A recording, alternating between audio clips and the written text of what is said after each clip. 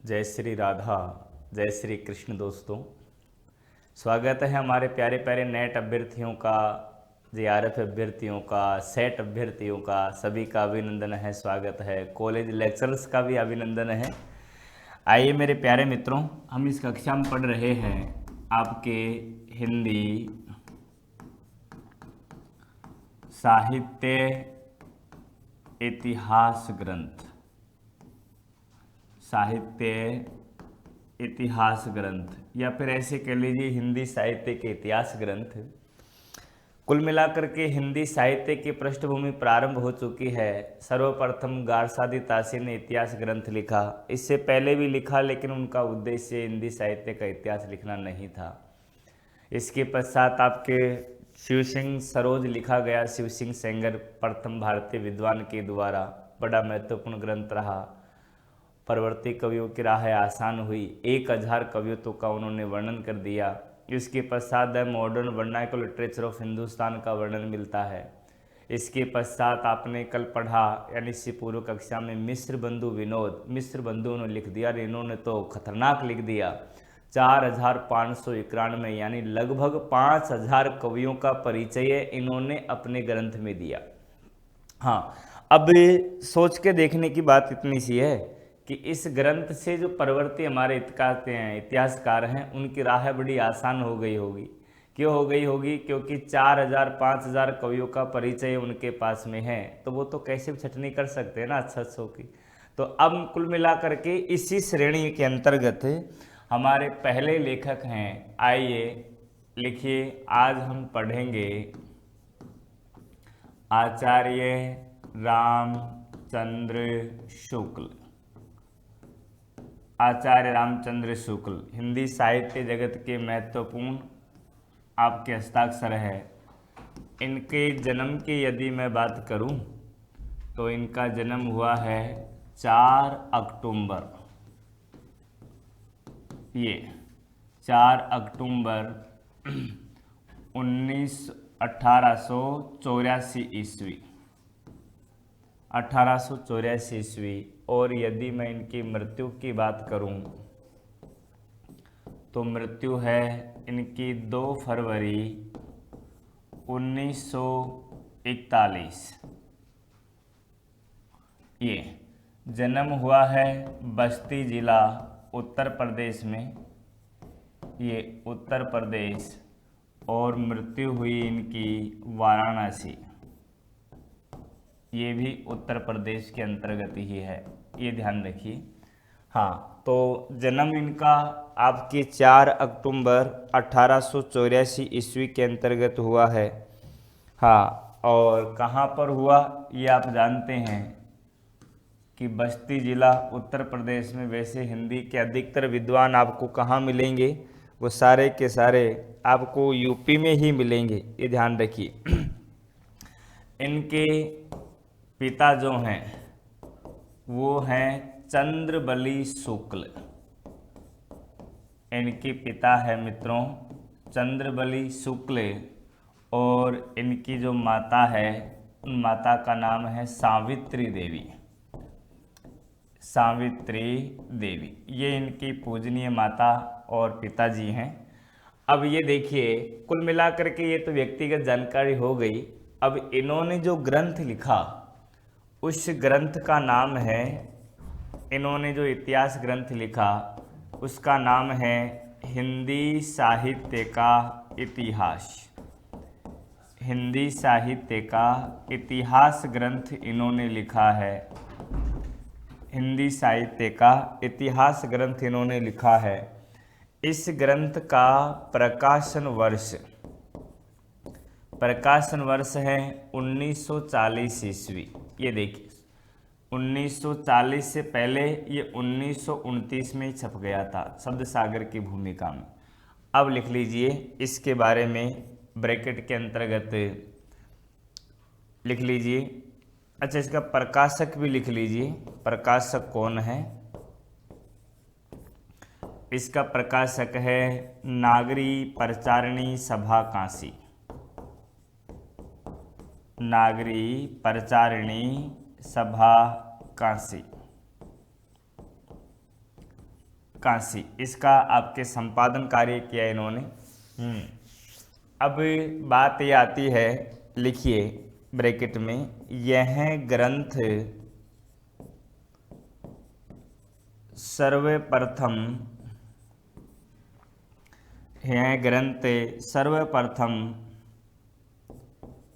1929 में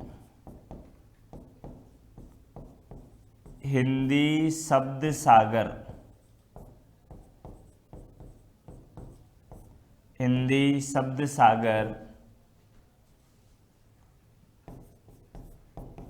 की भूमिका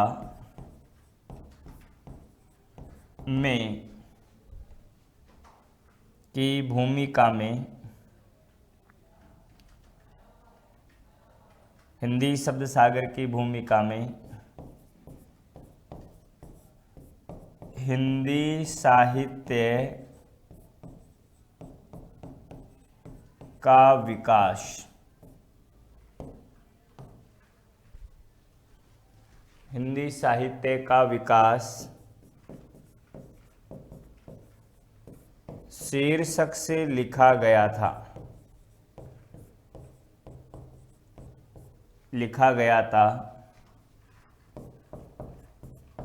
जिसका कालांतर में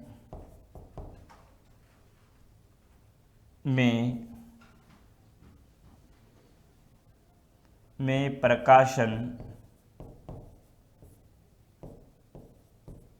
हिंदी साहित्य का इतिहास, हिंदी साहित्य का इतिहास नाम से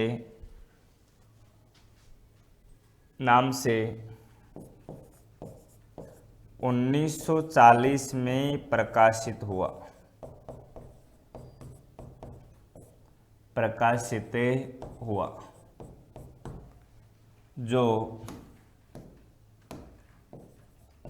जो परिवर्धित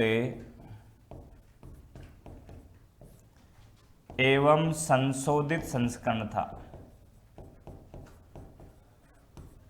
जो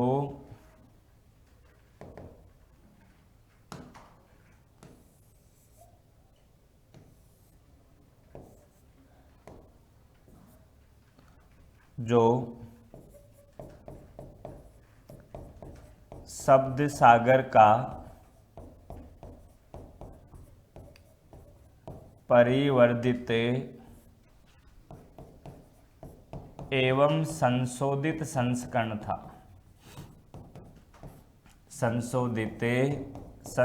था, ये लिखिए। ऐसे कैसे लिख लीजिए आप, जैसा मैंने लिखा है,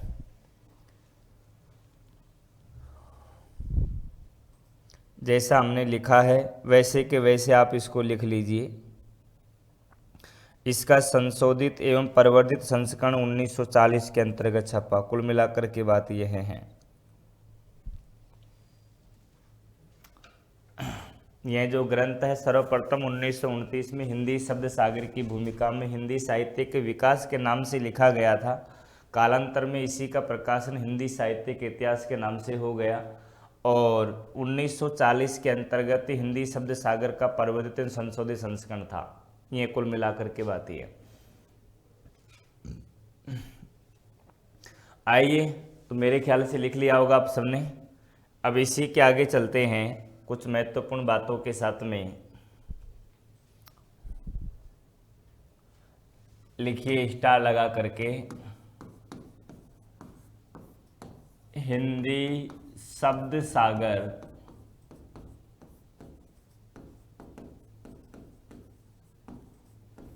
के लेखन में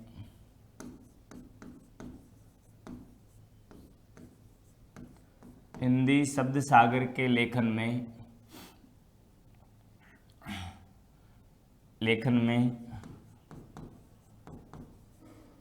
आचार्य रामचंद्र शुक्ल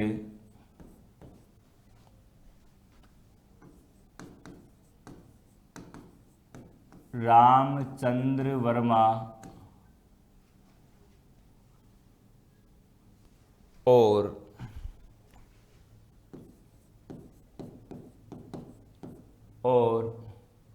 बाबू श्याम सुंदर दास। श्याम सुंदर दास का महत्वपूर्ण योगदान रहा। महत्वपूर्ण योगदान रहा। कुल मिलाकर के जब नागरिक प्रचार सभा काशी से हिंदी शब्द सागर का प्रकाशन हुआ तो उस समय आपके इस ग्रंथ के लेखन के अंतर्गत आचार्य शुक्ल, रामचंद्र वर्मा और बाबू श्याम सुंदर दास आपके महत्वपूर्ण भूमिका निभाते हैं। लेकिन यही कालांतर में यही ग्रंथ हिंदी साहित्य के इतिहास से आया। तो हिंदी साहित्य के इतिहास के नाम से जब आया तब शुक्ल जी ने आपके 4 ग्रंथों की सहायता ली। लिख लीजिए, आचार्य रामचंद्र शुक्ल ने हिंदी साहित्य का इतिहास, हिंदी साहित्य का इतिहास लेखन में निम्न ग्रंथों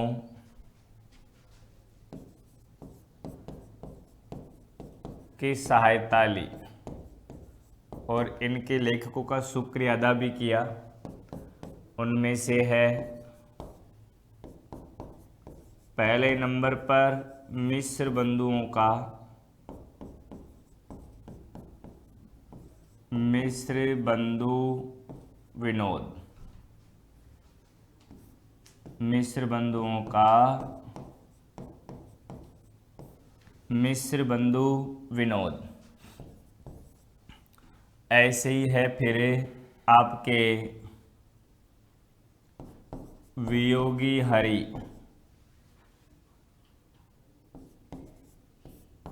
वियोगी हरि, इनका मूल नाम है हरिहर द्विवेदी। इनके ग्रंथ का नाम है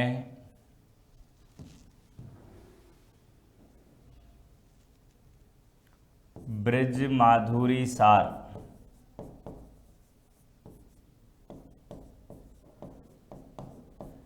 ये ब्रज माधुरी सार, इनके ग्रंथ का नाम क्या है? ब्रज माधुरी सार। ये और तीसरा है आपके राम नरेश त्रिपाठी। राम नरेश त्रिपाठी की कृति है कविता कौमुदी। ये देखिए, इसके 8 भाग हैं, 8 भाग हैं। लेकिन एक बात लिखने की है, शुक्ल जी की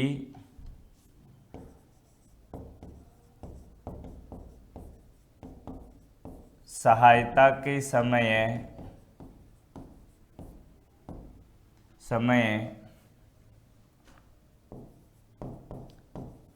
इसके 2 भाग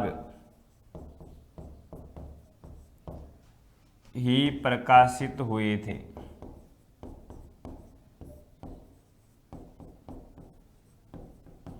ये अब आइए चौथे नंबर पर हैं,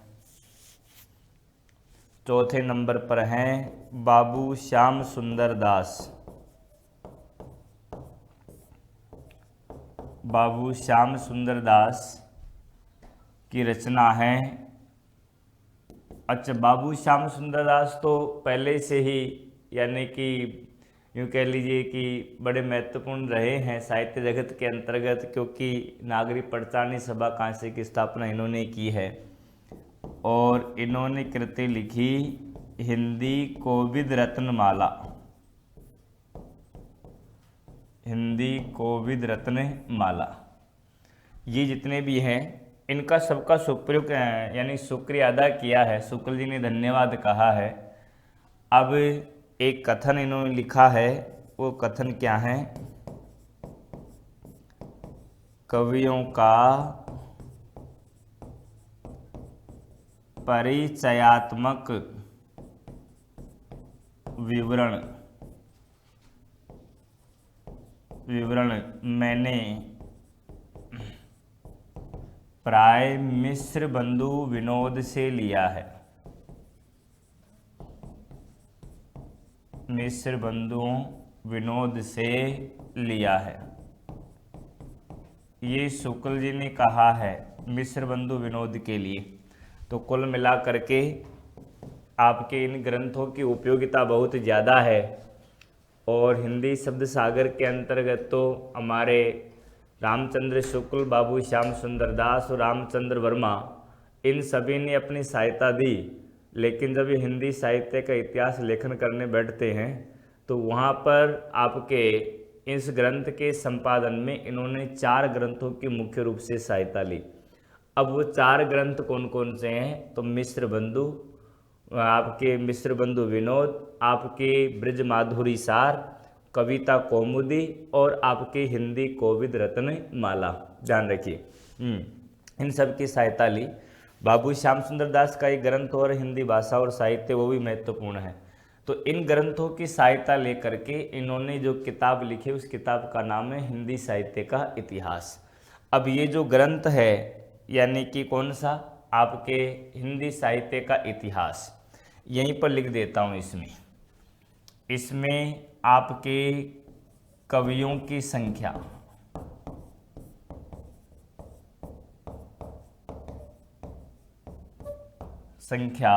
लगभग 1000।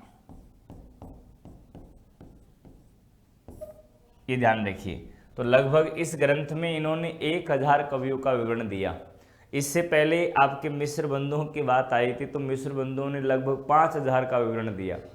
तो ये इन्होंने क्या किया, उसमें छटनी करना चालू कर दी और उसमें छटनी करके महत्वपूर्ण कवियों को स्थान दे दिया। अब आइए आगे की ओर चलते हैं। तो अब बात ये आती है कि हिंदी साहित्य का प्रारंभ कहाँ से माने, हिंदी साहित्य का प्रारंभ कहाँ से माने। तो इनका यानी कि एक कथन आता है, क्या कथन आता है वो देखिए, लिखिए। पुरानी हिंदी के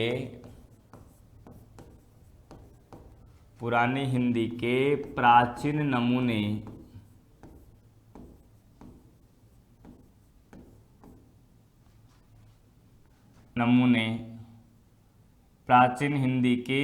पुरानी हिंदी के प्राचीन नमूने धारावी के राजा भोज एवं मुंज के यहाँ मिलते हैं। मतलब अब इन्होंने ये तो कहीं नहीं कहा कि हिंदी के पहले कवि राजा भोज या मुंज हैं, लेकिन उन्होंने कहा कि पुराने हिंदी के प्राचीन नमूने, सर्वप्रथम नमूने आपको यहाँ दिखाई देंगे, राजा भोज या मुंज के यहाँ पर दिखाई देंगे। अब समझने की बात यह है कि मुंज या आपके यहाँ पर दिखाई देंगे, समझने की बात है कि अब इन्होंने ये तो कहीं नहीं कहा कि हिंदी का पहला कवि राजा भोज या मुंज है, लेकिन ये इसको मान्य, अब इन्होंने कहा कि यहाँ से हम चालू कर लेते हैं, तो इन्होंने ऐसा कहा। अच्छा, इसके आगे ये भी कहा, आगे लिख लीजिए, लिखिए। आचार्य रामचंद्र शुक्ल ने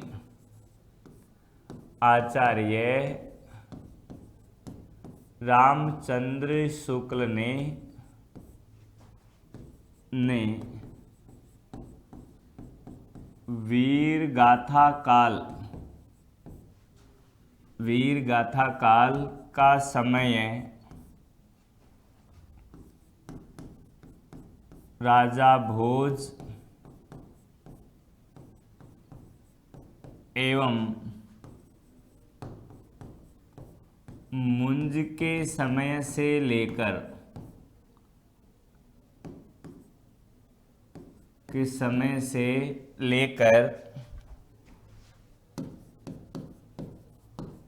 लेकर हम्मीर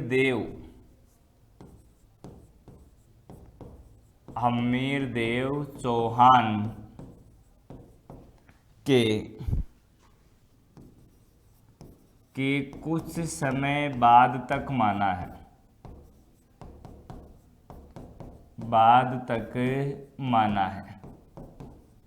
अब शुक्ल जी ने कहा कि वीर गाथा काल का समय राजा भोज एवं मुंज से लेकर के हम्मीरदेव चौहान के कुछ समय बाद तक माना है। अब कहने का मतलब ये हुआ कि भोज या मुंज का इन्होंने समय जो निश्चित किया वह किया 993 ईस्वी, और आदिकाल यानी कि वीरगाथा काल का दी एंड इन्होंने कर दिया 1318 ईस्वी। तो उस हिसाब से इन्होंने लिखा तो कहीं पर नहीं है कि राजा भोज या मुंज आपके हिंदी के पहले कवि हैं। अब इनका वर्णन इन्हीं का ही किया है, नाम इनका दिया है, तो स्पष्ट सी बात है कि हो सकता है कि इनको हिंदी का पहला कवि मान रहे हैं, पर उल्लेख कहीं पर नहीं किया।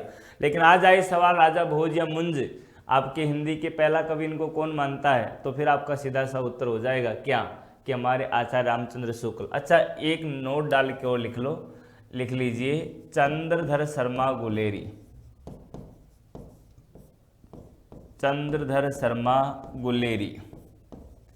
ने हिंदी का प्रथम कवि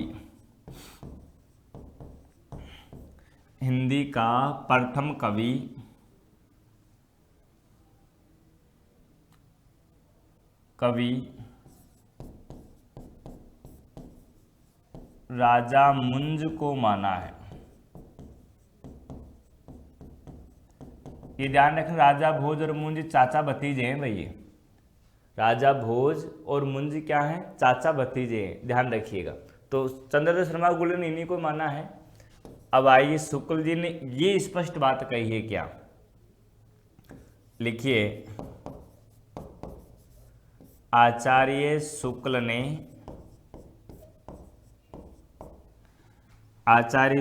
ने हिंदी का प्रथम महाकवि चंद बरदाई और प्रथम महाकाव्य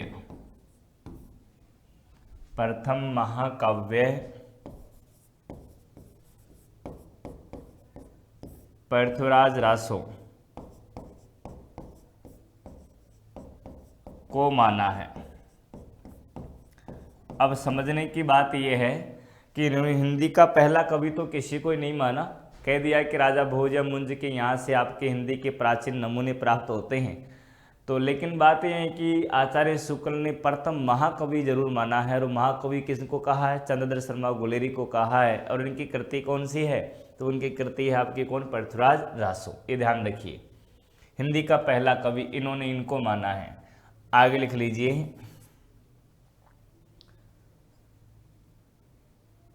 इन्होंने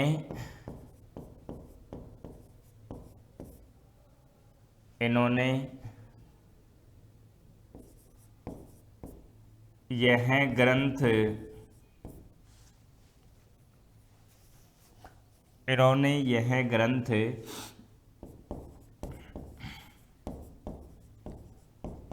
विधेयवादी पद्धति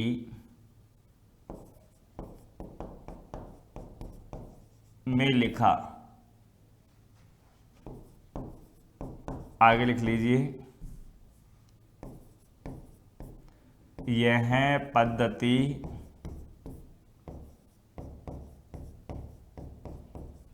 इतिहास लेखन की,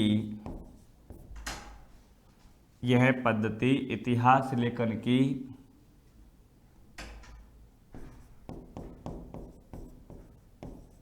प्रसिद्ध एवं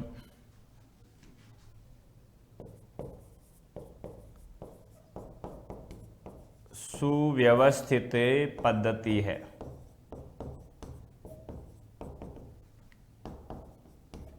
जिसके प्रयोक्ता तेन महोदय है।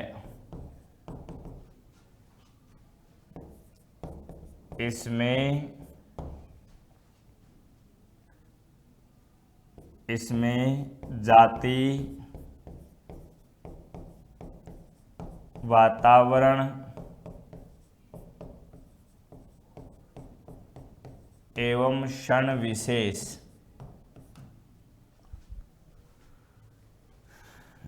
के आधार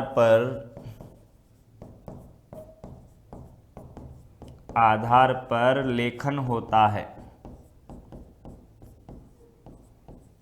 के आधार पर लेखन होता है। अब विधेयवादी पद्धति है, तो इस पद्धति में ये ग्रंथ लिखा गया है। इतिहास लेखन की प्रसिद्ध एवं सर्व प्रचलित आपकी सुव्यवस्थित आपके ये पद्धति है।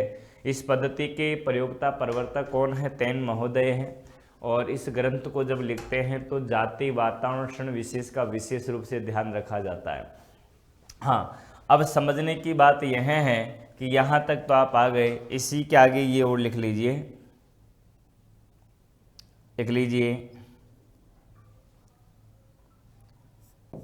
हिंदी साहित्य का इतिहास। हिंदी साहित्य का इतिहास। हिंदी साहित्य का इतिहास ग्रंथ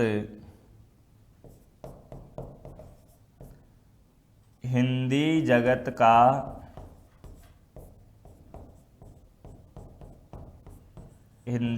का सर्वप्रथम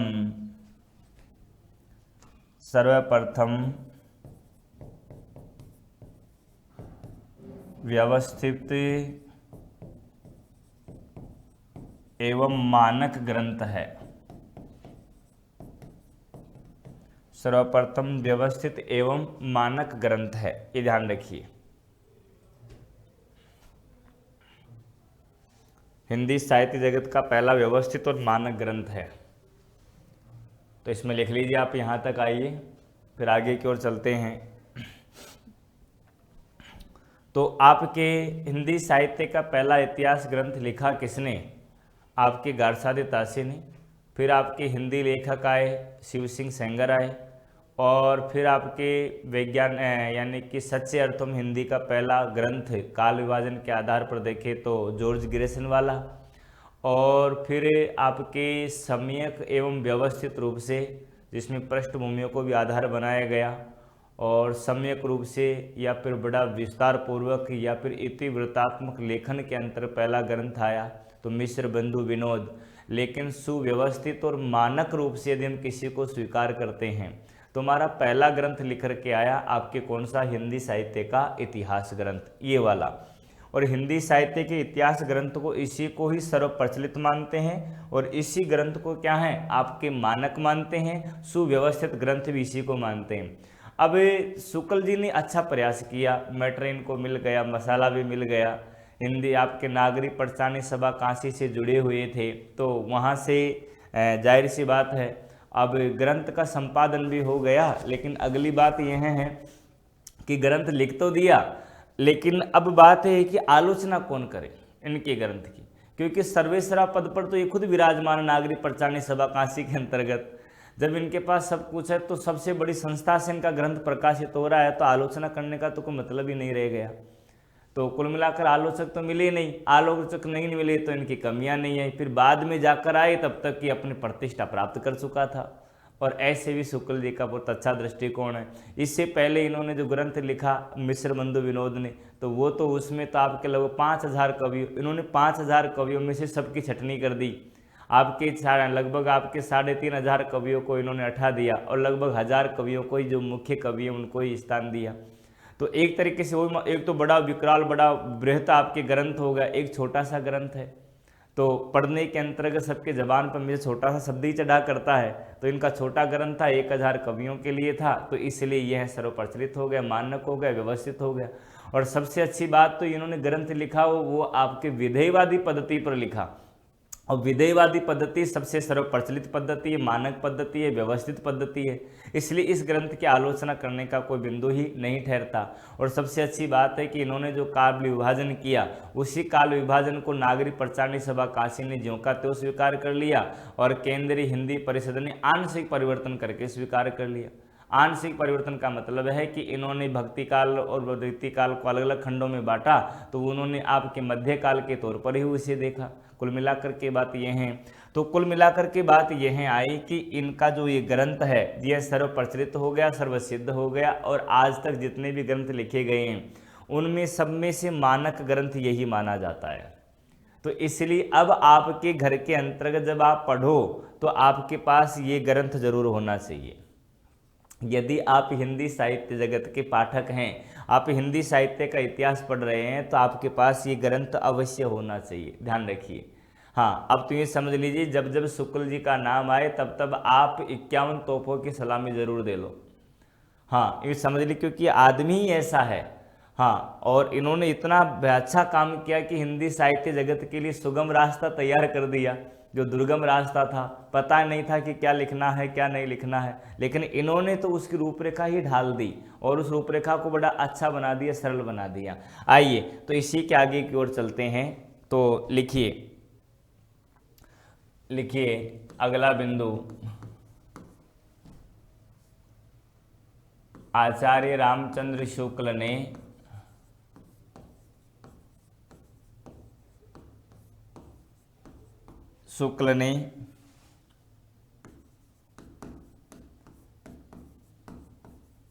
काल विभाजन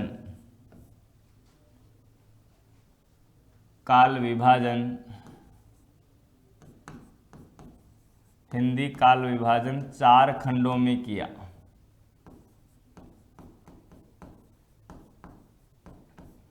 हिंदी काल विभाजन 4 कालखंडों में किया, जिसका मुख्य आधार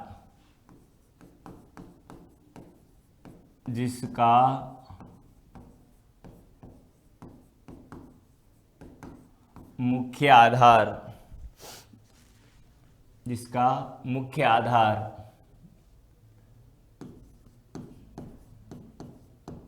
इन्होंने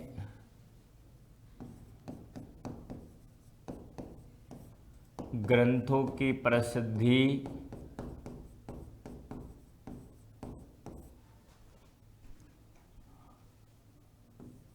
और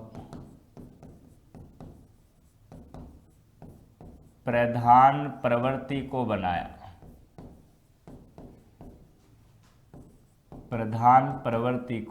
बनाया।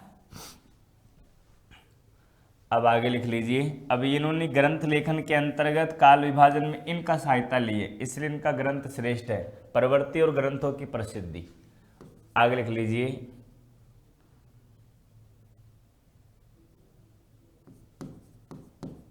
हिंदी आदिकाल या प्रारंभिक काल को इन्होंने वीर गाथा काल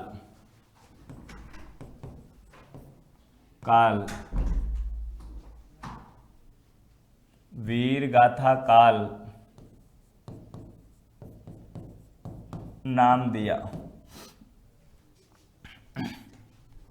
और आगे लिखिए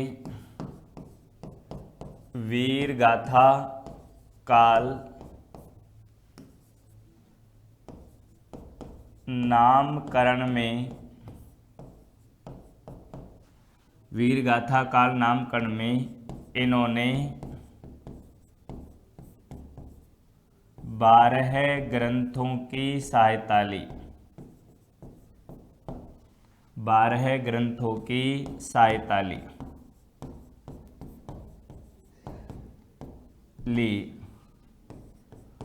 जो निम्न है।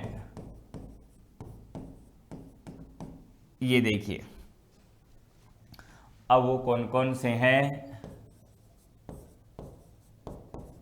जैसे कि खुमान रासो, दलपति विजय, इसके लेखक हैं खुमान रासो। फिर है आपके पृथ्वीराज रासो, इसके लेखक हैं चंद बरदाई। ये ऐसे ही फिर है आपके परमाल रासो, इसमें आ जाएंगे कवि जगनिक। ये फिर है आपके बीसल देव रासो, बीसल देव रासो, और बीसल देव रासो के लेखक हैं नरपति नालह। ये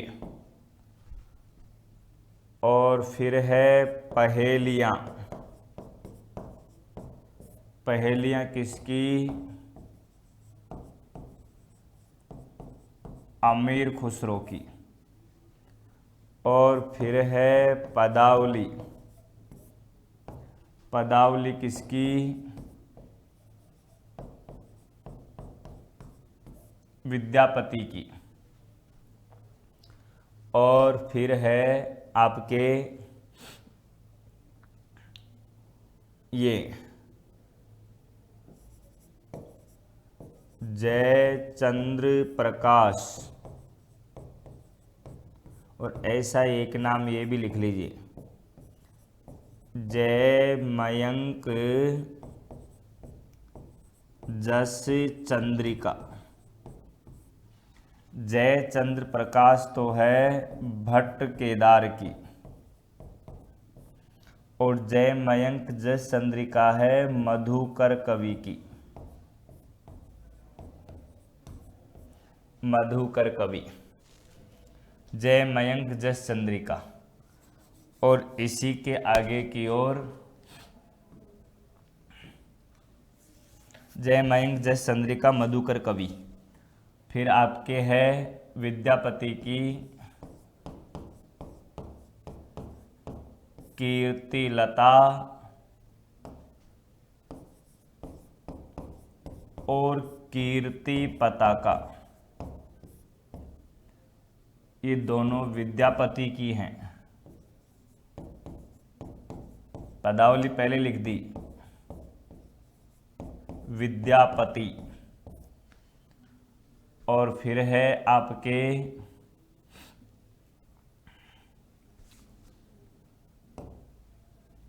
विजयपाल रासो, विजयपाल रासो, इसके लेखक हैं, इसको भी लिख लीजिए। और एक ये भी हमीर रासो, ये देखिए नल्ल सिंह। और हमीर रासो के लेखक हैं शारंगधर। अब इन 4 को मैंने अलग लिखा है और शेष 8 को मैंने अलग लिखा है। अब उसके लिखने के पीछे बड़ा कारण है। अब कारण क्या है वो आप अच्छे तरीके से समझ लीजिए कि ये जो 4 ग्रंथ इधर लिखे हैं, ये वाले, ये अपभ्रंश, शुद्ध रूप से अपभ्रंश भाषा के, ये शुद्ध रूप से अपभ्रंश भाषा के ग्रंथ हैं और इनके अंतर्गत देसी भाषा का उल्लेख हुआ है। आपके यूँ कह लीजिए तात्कालिक क्षेत्रीय भाषा का प्रयोग हुआ है, लेकिन इनको तो हम हिंदी में ले सकते हैं, लेकिन इनको हम नहीं ले सकते, ये अपभ्रंश भाषा है शुद्ध रूप से। अब शुक्ल जी ने, आचार्य शुक्ल जी ने वीर गाथा काल नामकरण कर तो दिया इन ग्रंथों का आधार बना करके, लेकिन यह ग्रंथ आगे आने वाले परवर्ती जो आलोचक हैं उनको स्वीकार नहीं हुआ है। क्यों नहीं हुआ है कि जिन ग्रंथों की इन्होंने सहायता ली है कि साहब ग्रंथों की प्रधान प्रवृत्ति और प्रसिद्धि के आधार पर हम इनका नामकरण कर रहे हैं, तो वीर गाथा काल यहाँ पर बैठता ही नहीं है। खुमान रासो आप कर लेंगे, पृथ्वा रासो कर लेंगे, परमाल रासो कर लेंगे, लेकिन बिशलदेव रासो तो श्रृंगार परक है। ये आपके अमीर खुसरो की पहेलियों में लड़ाई की बातें ही नहीं है। और इधर देखिए पदावली, ये तो श्रृंगार परक रचना है। ये दोनों, अरे दोनों मिलती नहीं है, उपलब्ध नहीं है। अब ये दोनों उपलब्ध नहीं है तो बताइए भाई शुक्ल जी ने आधार लिया तो कौन से ग्रंथ का लिया? मतलब इन्होंने वीर गाथा काल नामकरण कर दिया, लेकिन यहाँ पर कुछ ग्रंथ तो उपलब्ध नहीं है, और जो उपलब्ध है उनमें से आपकी कुछ आपकी प्रेम परक है, कुछ श्रृंगार प्रकृत आपकी कृतियां हैं। अब बच्चे इनकी बात करते हैं, ये तो ये दोनों आपकी यानी कि है तो वीर गाथात्मक, लेकिन कहने की बात है कि आश्रयदाता की प्रशंसा में लिखी गई, कीर्ति सिंह और शिव सिंह की प्रशंसा में लिखी गई है दोनों। आपके तिरहुत के महाराज आपके कीर्ति सिंह और शिव सिंह, उनकी प्रशंसा में लिखी है दोनों विद्यापति ने। ये अब प्रशंसा में लिखी है तो ये तो केवल आश्रय कवि के आधार पर लिखी गई कृतियां हो गई। अब इसमें तो कोई नई बात आएगी नहीं, केवल प्रशंसा रहेगी। वीर गाथा तुम कह भी लीजिए, लेकिन ये तो अपभ्रंश भाषा में लिखी हुई है। अब अपभ्रंश भाषा में लिखी है तो हिंदी का आधार कैसे विभाजन कर सकते हैं? ये त्रुटियां हो गई। और ये विजयपाल रासो, ये आपकी उपलब्धि नहीं है, ये भी आपके अपभ्रंश का है। और ये हम्मीर रासो, ये इसके कुछ पद मिलते हैं, बाकी ये भी मिलता नहीं। तो कुल मिलाकर के ये अपभ्रंश भाषा में चले गए। इनमें से श्रृंगार परक रचनाएं हैं, तो एक दो रचनाओं के आधार पर हम संपूर्ण कालखंड को ही वीरगाथा काल नाम दे दें, यह उचित नहीं है। और इन्होंने इस कालखंड के अंतर, इस नामकरण के अंतर्गत बहुत सारी बातें छोड़ दी। अब बहुत सारी बातें क्या छोड़ दी कि इसी समय के अंतर रास काव्य भी लिखा गया जैन संप्रदाय का। सही बात है या नहीं है? इसी समय आपके लौकिक साहित्य भी लिखा गया, समझ रहे हैं? तो आपकी सिद्ध साहित्य भी लिखा गया। अब सिद्ध साहित्य को और इन्होंने रास साहित्य को सांप्रदाय काव्य कहकर के छोड़ दिया। और जब वो सांप्रदाय धर्म विशेष के कार्य रह गए, तो इनमें कौन सी उन्नति एक वाला काम है? विशेष रूप से देखिए कि आपके हिसाब इसी के आधार पर मैं नाम, इसलिए आलोचकों को, परवर्ती आलोचकों को ये बातें स्वीकार नहीं हुई और उन्होंने कहा कि शुक्ल जी का वीरगाथा काल नाम उचित नहीं है। कालखंड का समय तो फिर भी ठीक है, क्योंकि इन्होंने वीरगाथा काल का समय रखा विक्रम संमत 1050 से लेकर के और विक्रम संमत 1375 तक। अब 1375 में से आप यानी कि 57 घटाते हैं तो 1318 ईस्वी आता है, और उधर 993 ईस्वी। तो 993 ईस्वी से 1318 ईस्वी कालखंड आपके आदिकाल के लिए ठीक है, उसमें त्रुटि नहीं हो रही है, उसमें गलतियां हो भी नहीं रही है। लेकिन यहां पर त्रुटि हो गई, तो शुक्ल जी का यह नामकरण विद्वानों को स्वीकार नहीं हुआ। और यहां पर एक बात और लिख लीजिए, लिखिए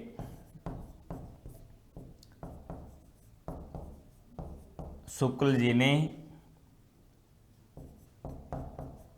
रास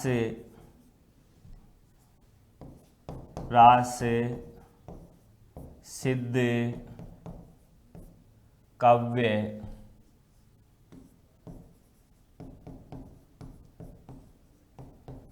आदि को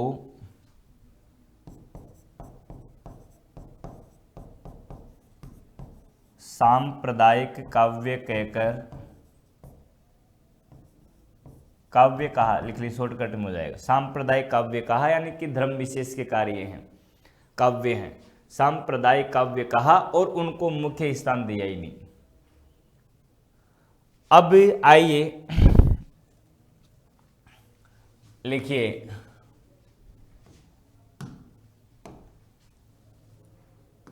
लिखिए नोट डाल करके, जिन ग्रंथों के आधार पर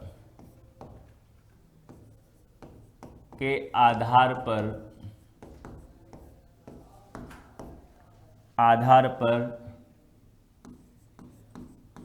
वीर गाथा काल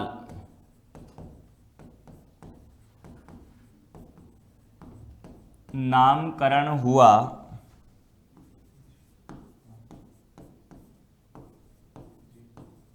उनमें कुछ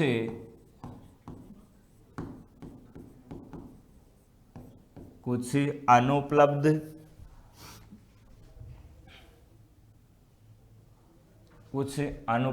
हैं,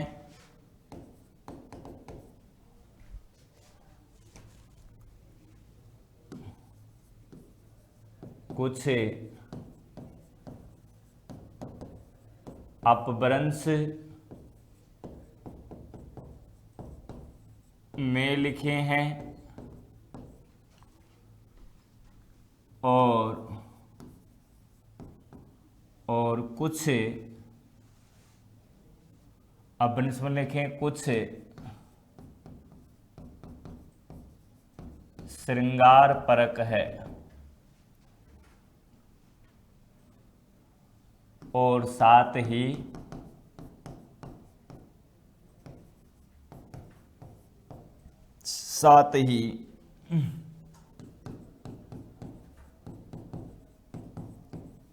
तात्कालिक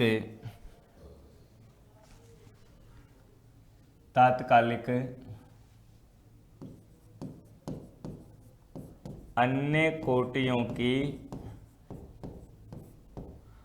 कोटियों की साहित्य की उपेक्षा हुई।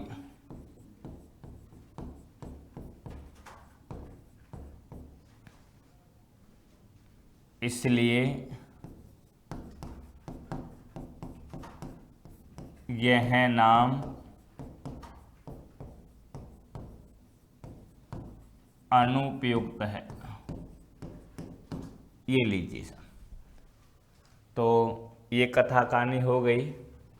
अब आइए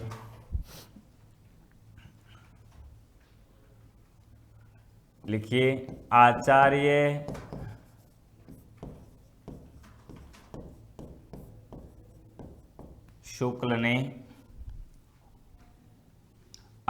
शुक्ल ने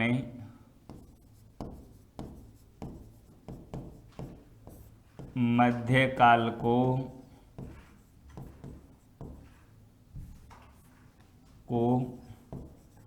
पूर्व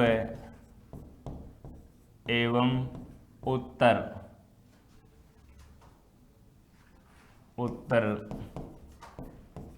नाम से बांटा, यानी कि पूर्व मध्यकाल और उत्तर मध्यकाल।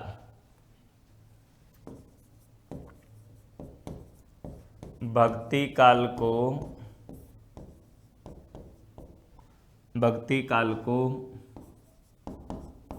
चार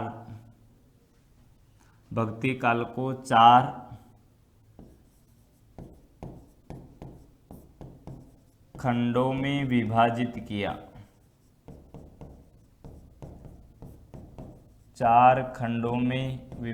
किया। अब वो चार खंड कौन कौन से? पहला ज्ञानाश्रयी शाखा, दूसरा प्रेमाश्रयी ज्ञानाश्रयी काव्य धारा, दूसरा प्रेमाश्रयी काव्य, ये काव्य धारा भी कह सकते हैं, प्रेमाश्रयी काव्य। और तीसरा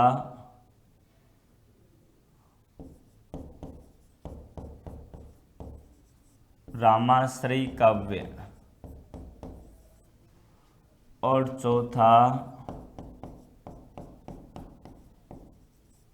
कृष्णाश्रयी काव्य, ये इन्होंने लिखे हैं, ये नाम दिया है। और आगे ओके और लिख लीजिए,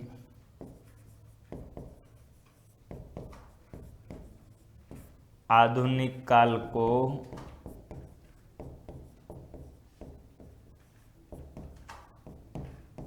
गद्य काल कहा।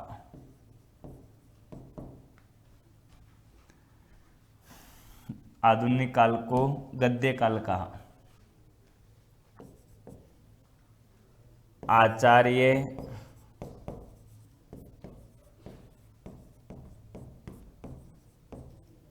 शुक्ल का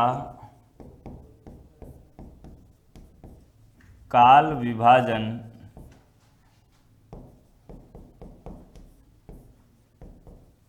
नागरी प्रचारणी सभा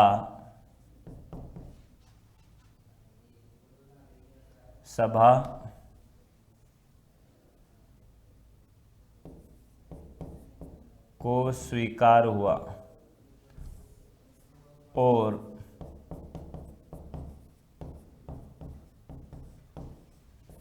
केंद्रीय हिंदी परिषद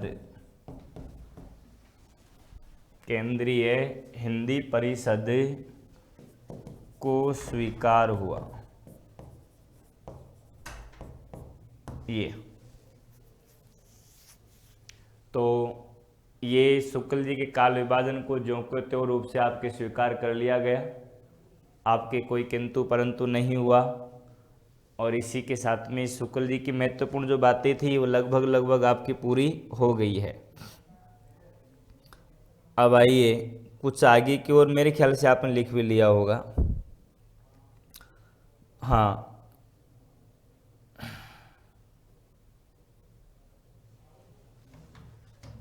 चलो एक आध बातें लिख लेते हैं, फिर इसको ख़त्म करते हैं। लिख लीजिए, शुक्ल जी के ग्रंथ में, इस ग्रंथ में हिंदी विकास में योगदान देने वाले कवियों को ही स्थान दिया गया।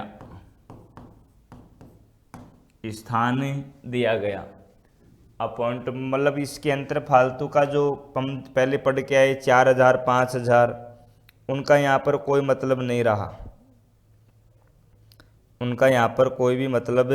रहा, कुल मिलाकर के यहाँ पर केवल एक बात का मतलब रहा, क्या कि आपके काल विभाजन के अंतर्गत जो मुख्य भूमिकाएं रखने वाले थे उनको तो स्थान दिया और बाकी को किसी को स्थान नहीं दिया। ये ध्यान रखिए। अब आइए आगे की ओर चलते हैं। तो इनके ग्रंथ के बारे में आपने पढ़ लिया है। शुक्ल जी का जो ग्रंथ है आपको पढ़ने के लिए ज़रूर लेकर के आना है, ध्यान रखिए। अब विशेष रूप से इनके बारे में कुछ बचा नहीं है। अब हमारे एक आध लेखक है जिन्होंने इनके बारे में क्या कहा है उनको देख लीजिए। तो लिख लीजिए,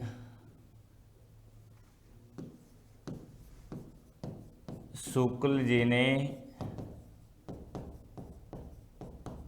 इतिहास जुटाया है,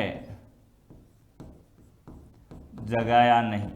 अर्थात इनका जो इतिहास लेखन हम सर्वप्रसिद्ध मान रहे हैं, तो इन्होंने इतिहास को एकत्रित किया है, जुटाया नहीं है।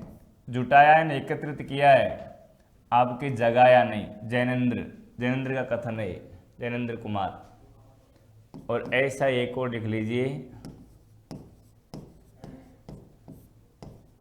शुक्ल जी को इतिहास शुक्ल जी को इतिहास पंचांग के रूप में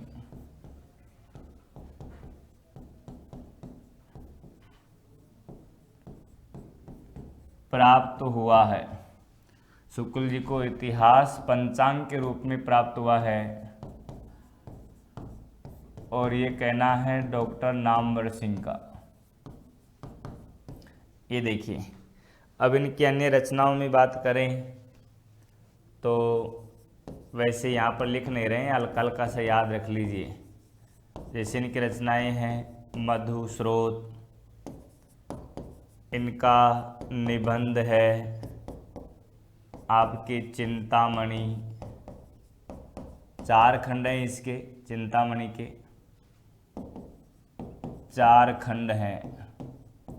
ये देखिए, फिर इन्होंने जो लिखा, एक कहानी भी लिखी है, 11 वर्ष का समय है, लेकिन आप इससे आगे लिख लीजिए। इन्होंने गोस्वामी तुलसीदास ये कृति भी लिखी तुलसीदास जी के लिए। कबीर के लिए इन्होंने कलम रखी नहीं। गोस्वामी तुलसीदास, इनकी कृति का नाम भी यही है। शुक्ल जी के प्रिय कवि तुलसीदास जी महाराज हैं। ये प्रिय कवि तुलसीदास जी हैं। फिर इन्होंने महाकवि सूरदास लिखा और फिर इन्होंने विश्व प्रपंच करके निबंध संग्रह है वो लिखा। और फिर हम ये चिंतामणि वाला मनोविकारों से संबंधित निबंध संग्रह है, मनोविकार संबंधी।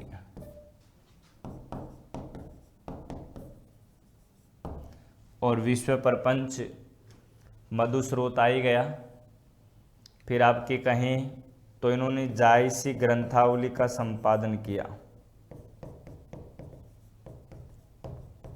ग्रंथावली का संपादन।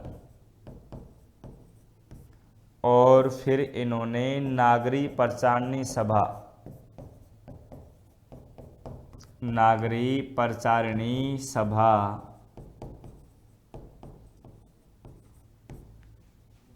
काशी का संपादन किया। अब देख लीजिए, उसके संपादक यही हैं तो इनकी आलोचना कौन करे।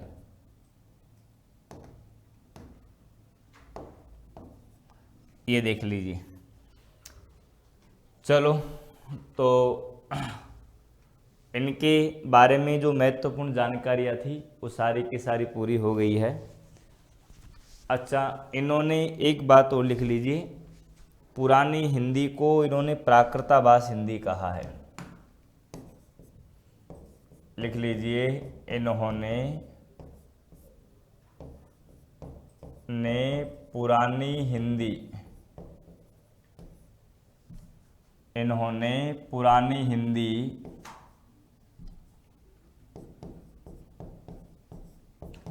हिंदी को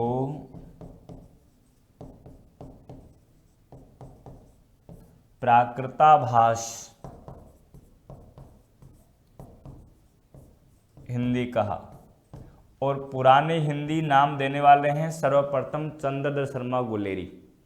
पुरानी हिंदी को पुरानी हिंदी नाम से जिन्होंने कहा है उनका नाम है चंद्रधर शर्मा गुलेरी, ये ध्यान रखिए।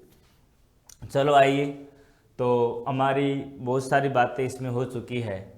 अब आइए इसके सवाल क्या क्या बनते हैं, उन सवालों को एक बार हल्के से हम देख लेते हैं। वैसे तो आप समझ चुके हैं कि सवाल कहाँ से बनेगा, किस तरीके से बनेगा, हाँ, लेकिन फिर भी एक बार आप ज़रूर देख लीजिए जैसे मैं आपको समझाने का प्रयास करता हूँ। आइए सवालों की श्रृंखला बनाते हैं इसकी। तो हमारे शुक्ल जी के बारे में हमने पढ़ा है, तो शुक्ल जी के बारे में जब हम पढ़े हैं तो शुक्ल जी का पहला सवाल यहीं से बनता है कि शुक्ल जी का जन्म कब हुआ है। तो जन्म हुआ है 4 अक्टूबर आपकी 1884 ईस्वी।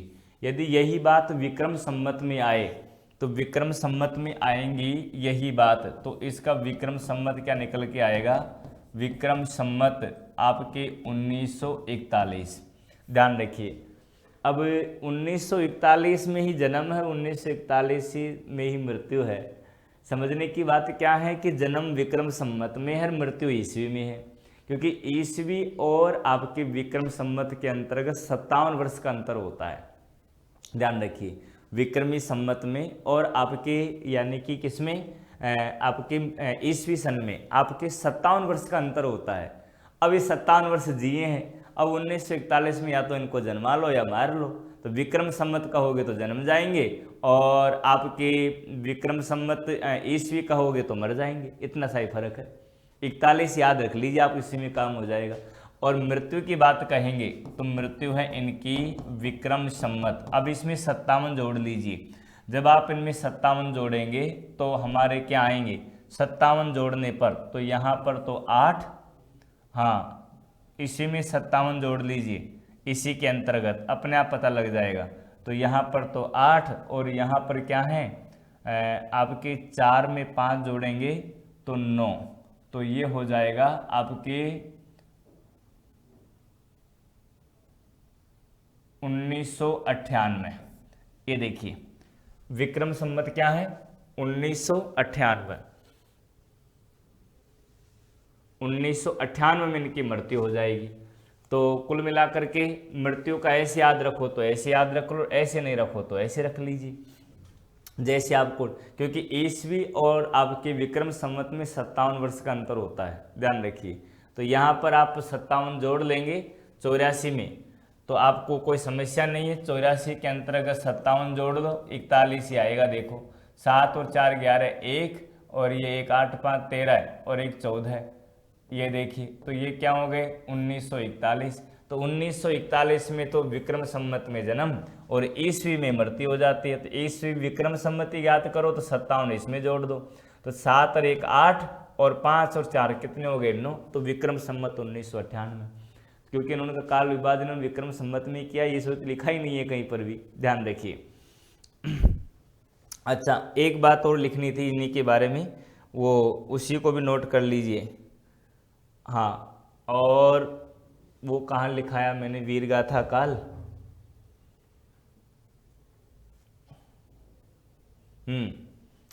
यहीं पर लिख लेते हैं।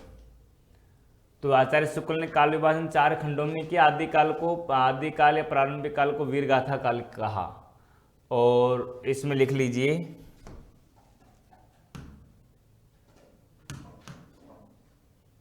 यहां लिख रहा हूं, इन्होंने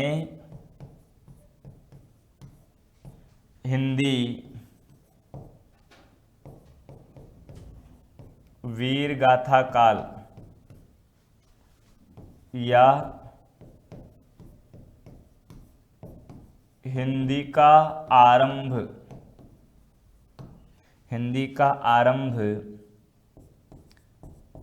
विक्रम संवत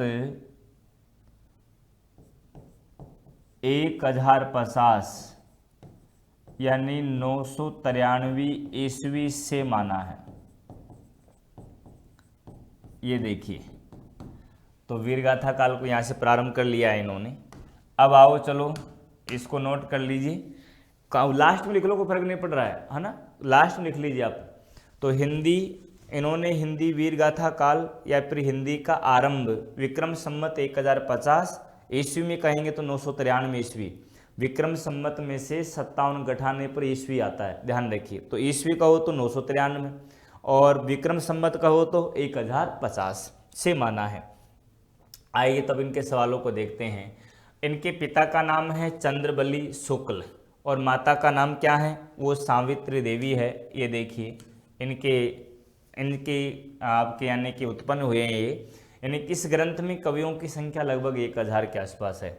इनके ग्रंथ का नाम है हिंदी साहित्य का इतिहास, और हिंदी साहित्य का इतिहास ग्रंथ का संपादन हुआ था सर्वप्रथम नागरी पंचानी सभा कांसी से सन 1929 में।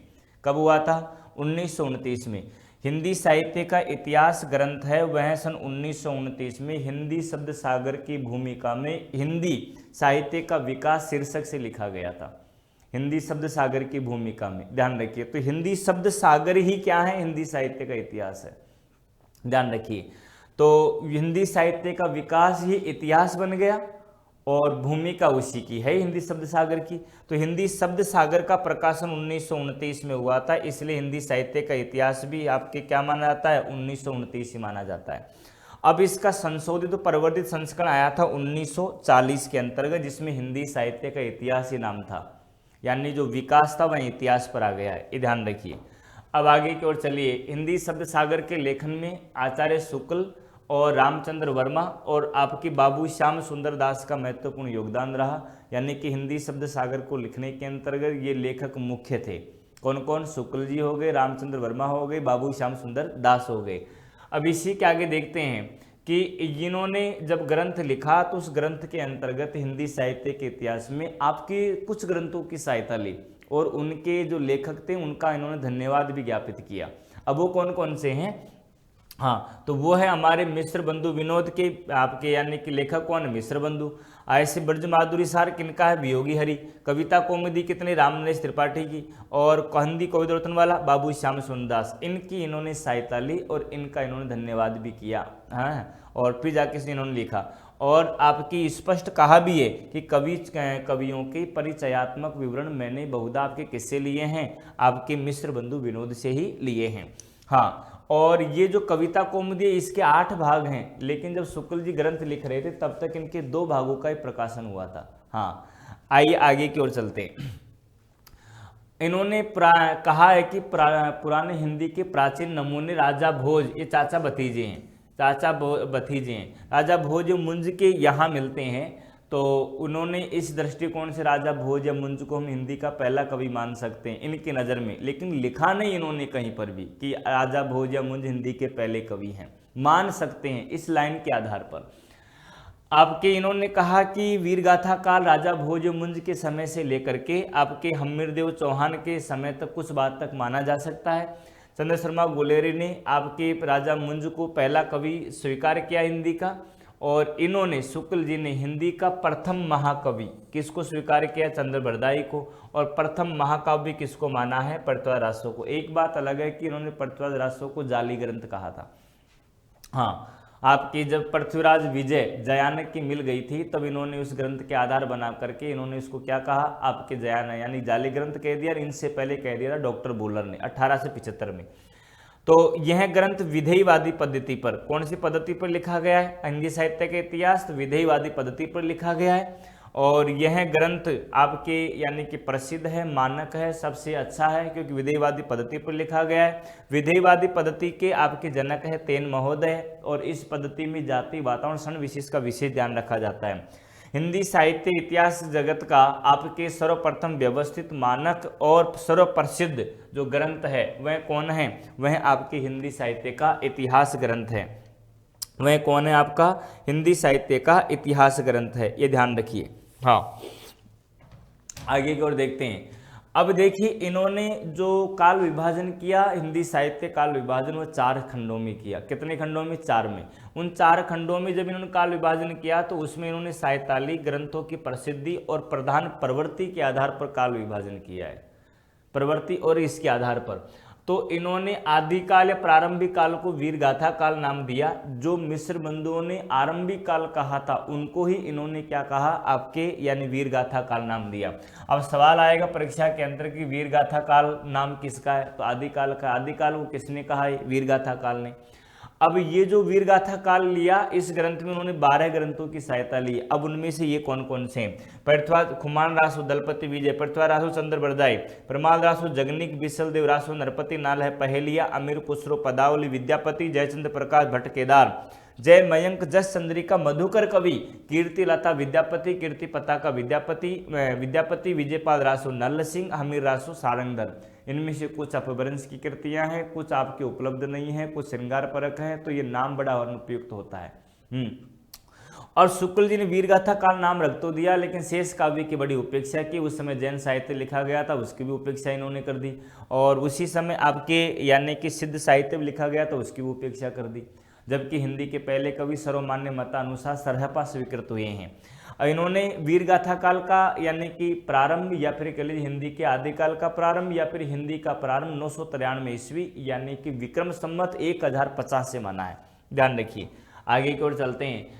जिन ग्रंथों को इन्होंने आधार बनाया वीरगाथा काल के नामकरण में, उनमें कुछ उपलब्ध नहीं है, कुछ अपभ्रंश में लिखे हैं, कुछ श्रृंगार परक हैं, साथ तात्कालीन कोटि साहित्य को उपेक्षा हुई, इसलिए यह नाम क्या है, अनुपयुक्त है। यह निष्कर्ष था। शुक्ल जी ने मध्यकाल को 2 भागों में बांटा, पूर्व मध्यकाल, उत्तर मध्यकाल, और इन्होंने भक्ति काल के 4 खंड किए, ज्ञानाश्रय शाखा, प्रेमाश्रय शाखा, रामाश्रय शाखा, कृष्णाश्रय शाखा, ये नाम दिए हैं। हाँ, और ज्ञानाश्रय शाखा के आपके कवि रहे मुख्य आपके इनकी नज़र में वो कबीरदास जी महाराज। प्रेमाश्रय शाखा के आपके मुख्य कवि रहे हैं जायसी इनकी नज़र में। रामाश्रय की धारा में आपके मुख्य कवि हैं तुलसीदास जी महाराज, और कृष्णाश्रय में मुख्य कवि हैं आपके सूरदास जी महाराज। ये देखिए कौन से हैं, सूरदास जी महाराज। तो सूरदास जी का जन्म यदि कहें तो 1478 में, तुलसीदास जी का जन्म 1532 में, जायसी का जन्म 1492 ईस्वी में, और कबीर का जन्म 1398 ईस्वी में है। तो ऐसे को जन्म काल का सवाल आ जाए तब भी देख लीजिएगा। हाँ, अब सवाल आए ज्ञानाश्रय शाखा के मुख्य आपके कवि कौन है, कबीर। प्रेमाश्रय धारा के कौन मुख्य कवि हैं, तो जायसी। रामाश्रय के कौन है, तुलसीदास। कृष्णाश्रय धारा के कौन है, सूरदास। तो इन्होंने जो काल विभाजन किया, उस काल विभाजन को नागरिक पंचानी सभा काशी ने जोकाते और केंद्र हिंदी परिषद ने आंशिक परिवर्तन के साथ में स्वीकार कर लिया, अर्थात इनकी आलोचना प्रत्यालोचना काल विभाजन में बिल्कुल भी नहीं है। आइए आगे की ओर चलते हैं। इन्होंने आधुनिक काल को आपके गद्य काल कहा है। परीक्षा में सवाल आएगा आधुनिक काल को क्या नाम दिया, तो गद्य काल कहा है। अब देखिए, इन्होंने इस ग्रंथ में हिंदी में विकास देने वाले मुख्य कवियों को ही स्थान दिया, जबकि इससे पूर्व ग्रंथ था मिश्र बंधुओं का, उसमें सबका योगदान था। अब देखिए इनके ग्रंथ के बारे में इन्होंने लिख दिया, हिंदी साहित्य का ग्रंथ प्रचलित ग्रंथ था, प्रसिद्ध ग्रंथ है, उसके बारे में कुछ आलोचनाएं। तो उन्होंने कहा कि साहब शुक्ल जी ने इतिहास जुटाया है, जगाया नहीं, अर्थात आपके ये कथन का जैनेन्द्र कुमार ने, और इनको पंचांग के रूप पे यानी बना बनाया मसाला मिल गया, क्योंकि इससे पहले मिश्र बंधुओं ने खूब आपके भयंकर परिश्रम किया है इसके लिए, तो इन्होंने ये कथन कहा।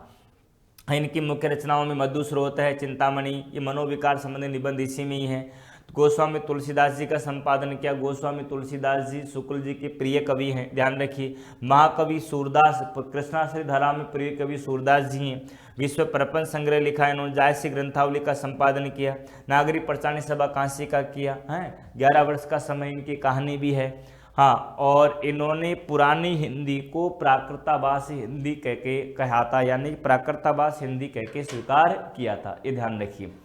तो मेरे प्यारे मित्रों, इस शुक्ल जी से संबंधित आपकी सामान्य जानकारी पूर्ण हुई। अब मिलते हैं अगली कक्षा में। जब तक आप सभी स्वस्थ रहिए, मस्त रहिए, पढ़ते रहिए। धन्यवाद।